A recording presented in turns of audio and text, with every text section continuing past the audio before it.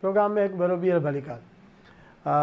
Doctor साहब पाण हाणे गुफ़्तगू कंदासीं पंजाब जी जेका सूरत हाल आहे उन हवाले सां। अॼु घरू वज़ीर राणा सनाउल्लाह प्रेस कॉन्फ्रेंस कई। हुन चयो त इमरान ख़ान चूंडूं हाराए चुको आहे ऐं हू गड़बड़ चाहे थो, उन जे करे हू KPK मां पंहिंजा के माण्हू जेके आहिनि 500 उहे हिते दाख़िल करे चुको आहे पंजाब में ऐं गड़बड़ थींदी ऐं गड़बड़ कराईंदो, पर असां न छॾींदासीं। जीअं ॾिबा आहिनि बयान इन तरह जी सूरत हाल आहे। ऐं पुरअमन जेके चूंडूं आहिनि उनखे यकीनी बणाइण जे लाइ बि हुन चयो आहे, ऐलान कयो आहे। ऐं होॾां इमरान ख़ान साहबु जेको आहे सो उहो मुसलसिल न्यूट्रल्स जी जेका ॻाल्हि कंदो रहे थो ऐं न्यूट्रल्स खे कॾहिं चए थो त इन्हनि खे न्यूट्रल रहणु खपे, कॾहिं वरी चए थो त न्यूट्रल जेको आहे उहे कुझु बि न हूंदो आहे, न्यूट्रल जेको आहे किरदारु था कनि। हा, त हाणे तव्हां कीअं था सम्झो त इन सूरत हाल में सुभाणे जूं चूंडूं कीअं हूंदियूं पंजाब जूं? ॾिसो, हिकु त जेके बि बाई इलेक्शन हूंदियूं आहिनि हमेशह उन में जेका सिटिंग गवर्नमेंट हूंदी आहे वॾो इन्फ्लुएंस थींदो आहे। हा, छाकाणि त जेको इंतिज़ामी मशीनरी आहे उहा इंसाननि ऐं ख़ासि तौर ते टीं दुनिया में पाकिस्तान जहिड़े मुल्क में उहे को फ़रिश्ता कोन्हनि जेको वज़ीर आला आहे या वज़ीर अज़म आहे या वज़ीर दाख़िला या जेके बि हूंदा आहिनि उन्हनि जा इन्फ्लुएंस क़बूल कंदा। ऐं ॿियो त इहे सीटूं उन्हनि माण्हुनि जूं आहिनि जेके इन जा PTI जा मुनारिफ़ हुआ, जिन वोट कयो हो, जिन खे डिसीट कयो वियो, त उहे मोस्ट प्रोबेबली पंहिंजूं सीटूं वरी वापसि उहे इलेक्टेबल से PTI में शामिलु थिया हुआ, कोई नज़रियाती कोन हुआ ऐं जहांगीर तरीन ऐं अलीम ख़ान उन सां वेझा हुआ। त उन्हनि जी वापसी जेका आहे सा मूंखे एॾो वॾो मसइलो नथी लॻे।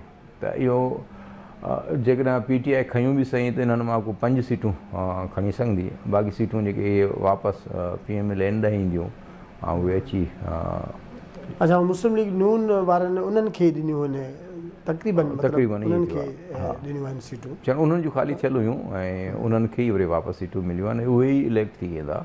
इन में ॾिसो न, हीउ हाणे एॾो वॾो को राज़ नाहे रहियो त इमरान ख़ान खे न्यूट्रल्स आंदो ऐं न्यूट्रल्स इन मां बेज़ार थी हथु कढियो आहे।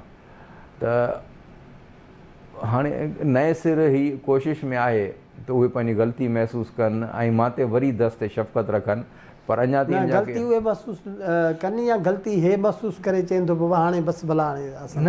ॾिसो, हिन जी त काॾी वॾी कोताही सवाइ हिन जी नालाइकी जे कुझु कोन्हे न।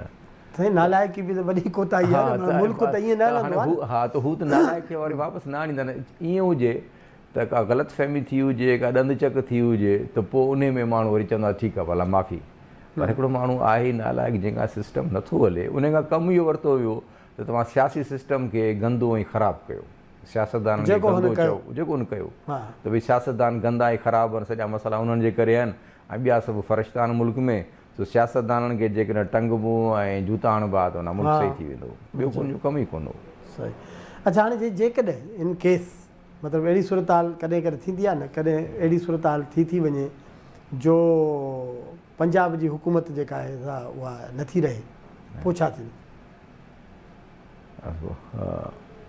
छाकाणि त फेडरल गवर्नमेंट ॾिसो न, जेको पंजाब में हुकूमत आहे हिननि जी, त फेडरेशन खे बि जेको आहे फेडरल गवर्नमेंट खे बि हले थो सिलसिलो, पर जेकॾहिं न त ॿी सूरत में छा थो थी सघे?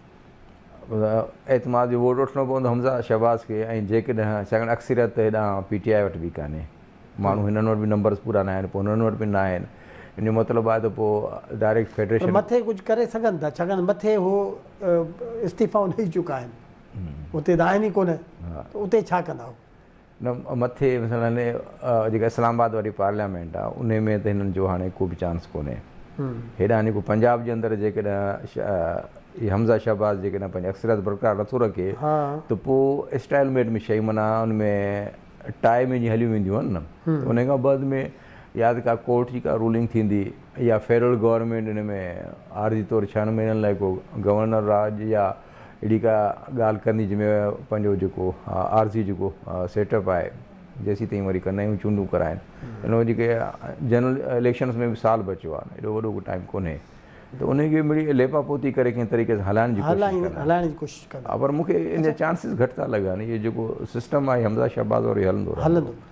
अच्छा, हाणे ॿियो हिकिड़ो अहम सुवालु आहे जेको अॼुकल्ह डिस्कस में बि आहे, उहो इहो त सुप्रीम कोर्ट जो जेको फ़ैसिलो आयो आहे, ताज़ो जेको फ़ैसिलो आयो आहे, जंहिंजा जेको डिटेल में आयो आहे, 5 जजनि जेको आहे सो इमरान ख़ान वारो जेको बयानियो हो, नैरेटिव हुयो, जेको साज़िश करे मूंखे हटायो वियो आहे, हुनखे त रद्द कयो आहे। ऐं सुप्रीम कोर्ट चयो आहे त इन तरह जी का बि शइ साबित कोन थी थिए, ऐं न वरी सुप्रीम कोर्ट में का अहिड़ी शइ पेश कई वई आहे सबूत जे तौर ते, को साइफ़र या का बि शइ उहा पेश न कई वई आहे। ऐं उन सां गॾोगॾु हिकिड़े जज साहिबु जेको आहे उन इहो चयो आहे त हीअ माना आइन जी भञकड़ी कई आहे डिप्टी स्पीकर ऐं वज़ीर आज़म जे चवण ते हुन इहो कयो आहे, ऐं आइन जे आर्टिकल 6 जेको आहे उहो हिन ते लागू थिए थो पियो।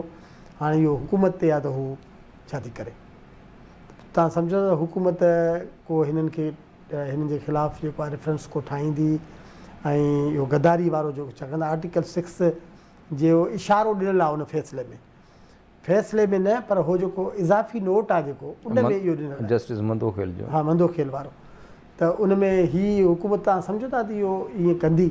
ॾिसो हीअ हुकूमत करे ई पई आहे कोशिशि ऐं ट्रैप थी पई। अच्छा, ॾिसो जेको कमु जिन चार्टर ऑफ डेमोक्रेसी बेनज़ीर साहिबु आहे या नवाज़ शरीफ़ जेको साइन कयो न, उन में ॿिन्ही इहो तस्लीम कयो त असां ॿई हिक ॿिए जे ख़िलाफ़ु इस्टेब्लिशमेंट जे हथां इस्तेमालु थी विढ़ंदा रहियासीं, आईंदा कोन विढ़ंदासीं, ॻाल्हि एतिरी हुई।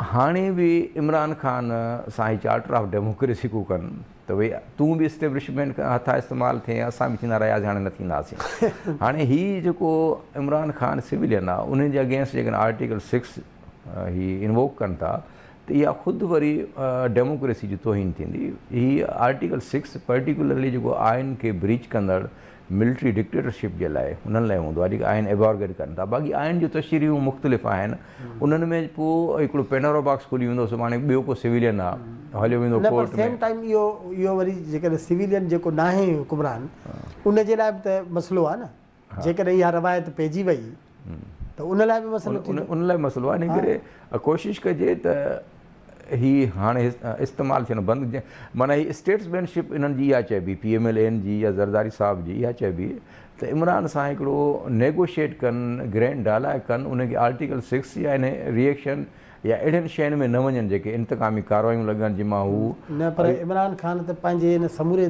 दौर जे दौरान इहो साबित कयो न त हू त पार्लियामेंट खे हिननि शयुनि खे कुझु नथो सम्झे, ऐं हुननि खे जंहिं आंदो आहे उहो उन्हनि ॾांहुं रिस्पॉन्सिबल आहे। हू त रवादारी न हो त कॾहिं अपोज़िशन लीडर सां हथ बि मिलाए। ॾिसो उन ॻाल्हि ॿुधो, उहो किथां वेंदो। जेको नवाज़ शरीफ़ 1990 जो हो न, उहो इमरान ख़ान जीअं ई हुयो, बेनज़ीर साहिबा लाइ ईअं ई सोचींदो हो, अहिड़ी ज़बान इस्तेमालु कंदो, पर उन सां बि अॻिते हली हिननि खे वेहणो पियो, उहो बि पंहिंजे तजुर्बनि मां धक खाए सिखियो। त इमरान ख़ान न, तव्हां सम्झो था त 5% बि को सिखियो आहे इमरान ख़ान। मां सम्झां थो त जेकॾहिं न बि सिखियो हुजे त इहा रिवायत ग़लति हूंदी त की सिविलियन्स जे लाइ तव्हां इहो आर्टिकल 6 इन्वोक कयो, उन में कैपिटल पनिशमेंट आहे, फांसी जी सज़ा आहे, ऐं माना मामूली ॻाल्हि कोन्हे जो तव्हां उनखे आइन जी ब्रीच चओ था। ॾिसो माना हीअ हिकिड़ो पॉलिटिकल ट्रिक्स हुयूं, टैक्टिक्स हुयूं, वोट ऑफ नो कॉन्फिडेंस खे डिले करण जे लाइ।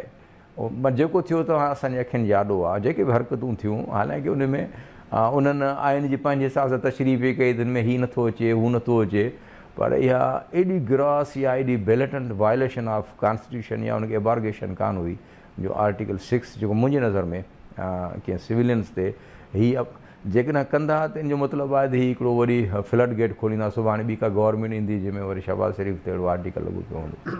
न, पर जेकॾहिं तव्हां जीअं चओ था त हिकिड़ो डायलॉग थियणु खपे हिननि में, त हुन पासे ॾांहुं त कंहिं बि क़िस्म जो ॾिसो न, मुख़्तलिफ़ पीपुल्स पार्टी हुजे या मुस्लिम नून हुजे, उन्हनि सां जेके माण्हू वेठा आहिनि, नवाज़ शरीफ़ ऐं शहबाज़ शरीफ़ पंहिंजी जाइ ते, पर ख़ुदि ॿिया जेके पॉलिटिशियन वेठा आहिनि उहे तमामु वॾा पार्लियामेंटर आहिनि, हुनजो वॾो एक्सपीरियंस आहे ऐं सालनि ताईं उहो पार्लियामेंट में सर्व कंदा रहिया आहिनि। हिननि सां जेके माण्हू आहिनि उन्हनि जी हालति त इहा आहे त जीअं हो थो चए त माना को बि माण्हू हुनखे करेक्ट करण जे लाइ, को माण्हू हुनखे मशवरो ॾियण जे लाइ, को बि माण्हू हुनखे सिधी राह ते आणण लाइ तयार ई कोन्हे। त हिन महिल ताईं जॾहिं हुनखे रियलाइज़ेशन ई कोन्हे त इहो कीअं पॉसिबल आहे गॾिजी वेहंदा, या त वरी को 5-8 साल वरी उहो प्रैक्टिस थिए, अञा हीअ धक खाए चुको आहे। ऐं हींअर जेकॾहिं हीअ को बैक डोर चैनल सां जेकॾहिं इनिशिएट कंदा, ओपन कंदा, त शायदि इन्हनि में बि सभु माण्हू न पर कुझु माण्हू अथनि जिन सां माण्हू वेही ॻाल्हाए बि इमरान ख़ान सां ॻाल्हाए सघिजे थो ऐं उनखे जेकॾहिं रांदि सम्झ में अची वई आहे त इस्टेब्लिशमेंट सियासतदाननि खे हिक ॿिए सां विड़हाए हिक ॿिए जे ख़िलाफ़ु इस्तेमालु करे पाण परे थी वेई तमाशो थी ॾिसे त शायदि पोइ डेमोक्रेसी जो मुस्तक़बिल हिन मुल्क में बहितरु थींदो।